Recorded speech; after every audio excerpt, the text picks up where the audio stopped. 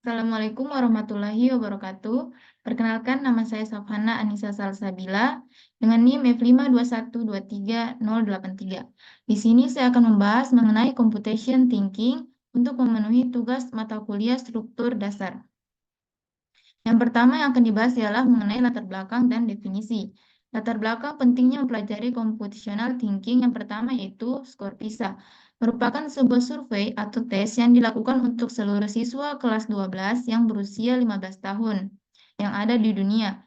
Dan Indonesia sudah mengikuti survei ini sejak tahun 2000.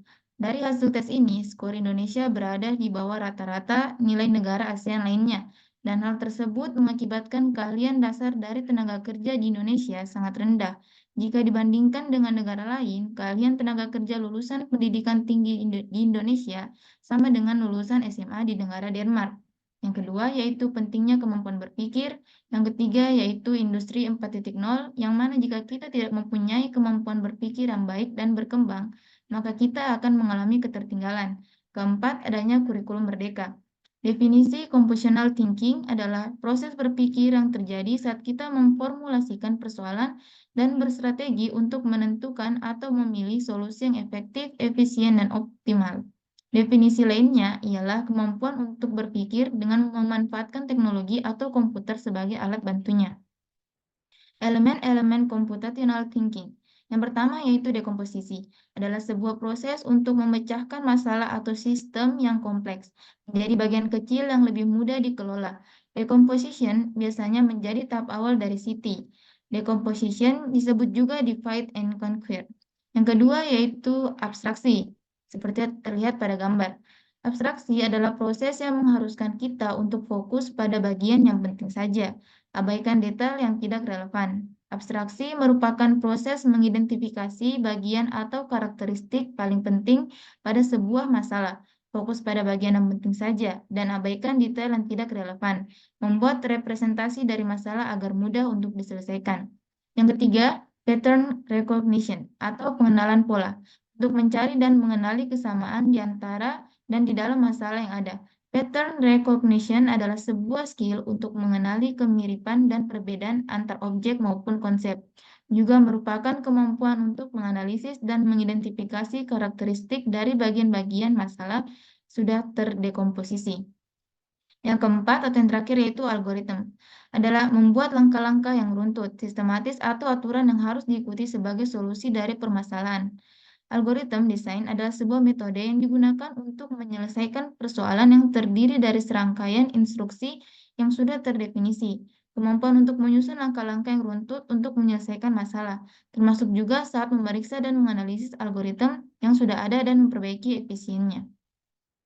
Bagaimana cara melatih computational thinking? Yang pertama yaitu latihan problem solving, yang kedua menganalisis data, yang ketiga modeling dan simulasi, dan yang keempat programming. AADP merupakan singkatan dari abstraksi, algoritma dekomposisi, dan pattern recognition, yang juga disebut sebagai 4 batu penjuru dari CT atau computational thinking. Yang mana jika salah satunya tidak ada, maka CT-nya tidak akan lengkap, dan oleh karena itu harus ada keempat komponennya. Pentingnya mempelajari keempat elemen tersebut. Yang pertama, dekomposisi. Lebih mudah menyelesaikan problem yang kecil. Jika bekerja dalam satu tim, maka akan membuat kolaborasi menjadi lebih efisien, akan mempermudah debugging dan testing. Terakhir, yaitu tahapan perancangan algoritma akan menjadi lebih detail dan lebih mudah prosesnya. Yang kedua, abstraksi. Jika terlalu fokus pada detail yang tidak penting, maka akan membuat proses problem solving menjadi rumit.